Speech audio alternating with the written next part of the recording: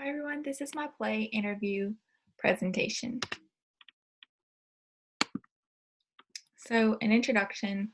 I interviewed two kindergarten teachers, Miss Brandy David and Miss Tori Ortiz. They are both good friends because they used to teach together at Port Allen Elementary, which is a public school. However, last year Tori made the switch to a newly built school called Caneview, which is also a public school.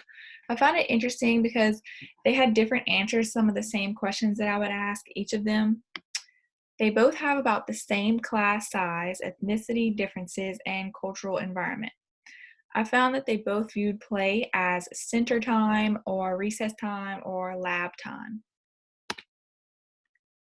So for the first interview, this was Miss Brandy David.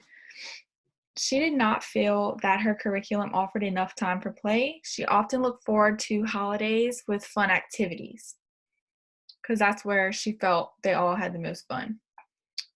So I asked her to rate the importance of play, in her opinion, from 1 to 10, with 1 being not so important and 10 being very important. And she rated that a 10. I also asked her how important she felt it was in aspects of children's learning. She also rated it a 10. The strategies she used were table toys, which were only a few minutes in the morning, but she also grouped students for math and used manipulatives. She allowed her students 35 minutes in center a day. She believes that play is being taken out of the curriculum and it has affected her students in many ways. Some issues she faces with play is fighting, of course, and sometimes inappropriate play. She said that they would fight over toys or just things like that, sharing problems.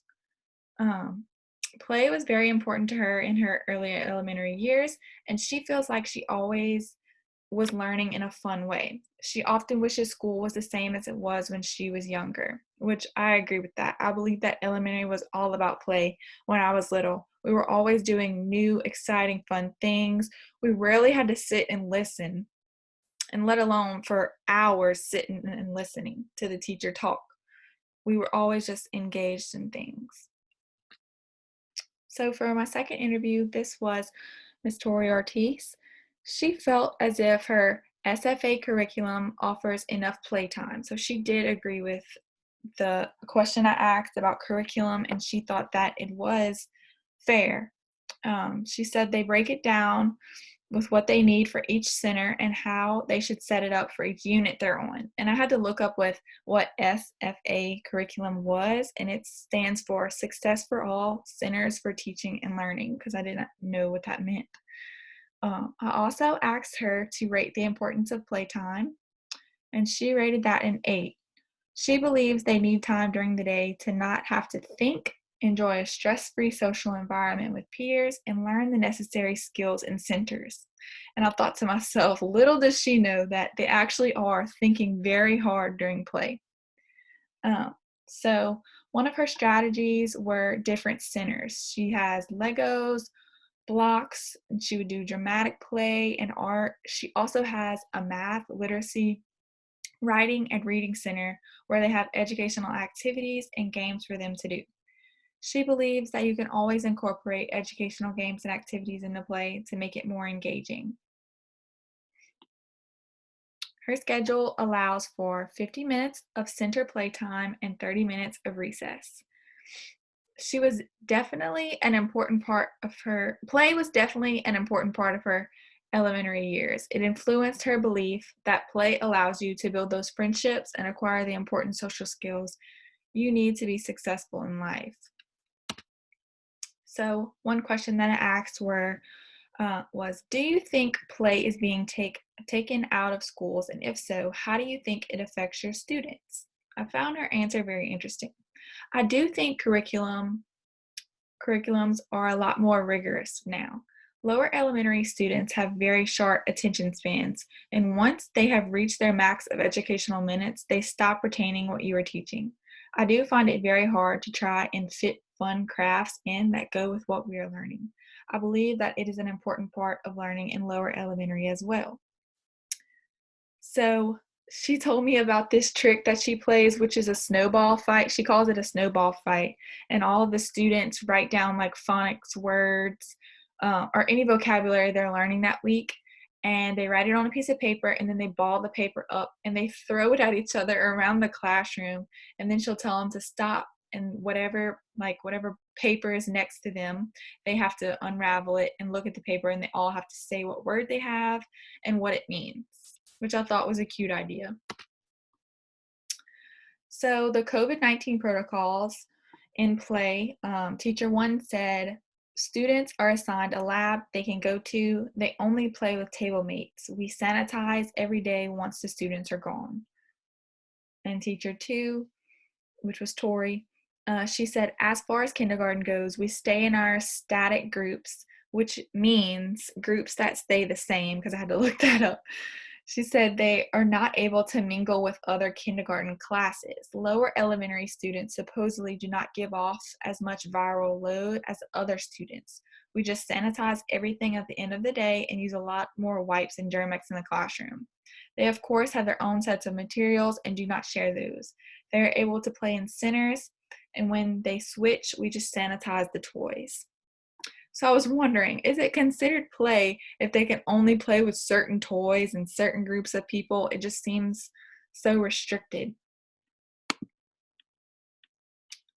So my reflection of the interview process, I learned that students in their classes only get an average about 40 minutes a day doing centers, which is, I don't know if you consider that play, but that's just only centers, and 30 minutes at recess time. I calculated that students are having to sit quietly to learn for about 4.5 to 5 hours a day. I did count for the lunchtime period. I learned that COVID is making playtime harder and increasing the lack of social interaction between classes, because they both mentioned that they can only stay with their certain groups and that they couldn't mingle with other classes. I also learned that playtime has been replaced by centers, and it feels as if they are controlling play in the class by having it structured to certain types of play. It's not like they can choose to be superheroes, or they can, there's no freedom. It has to be a certain way. I also learned that the public school curriculum is very rigorous, which kind of goes with what I just said, that they have to do it a certain way.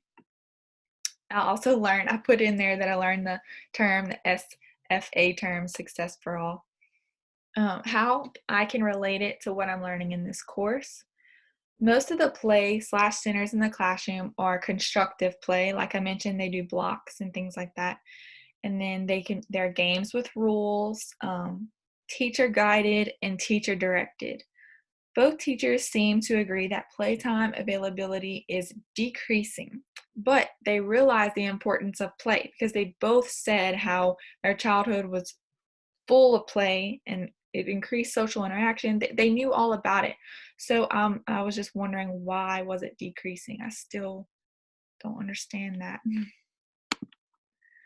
Which leads me to the big question. Why would SFS curriculum in public schools feel the need to control playtime? And then I was wondering, does this actually help students in the future by making sure they're getting appropriate amount of playtime? Or does it hurt the students in the future by not giving them the freedom to discover, the freedom of discovery with play? So should we consider play the same as centers, or should students be able to have both? These are just some posing questions to think about. So in conclusion, I never realized how important play is with students. This class has opened my eyes for the extreme need for it in our curriculum. Both teachers were more than willing to talk to me about play, and I found this assignment very informative. I enjoyed doing it, and I'll be more than willing to stand up for playtime in the class for our children. I cannot wait to finally become a teacher. And this is my appendix with each Google Docs of my questions and answers from each interview. And that is it. Thank you.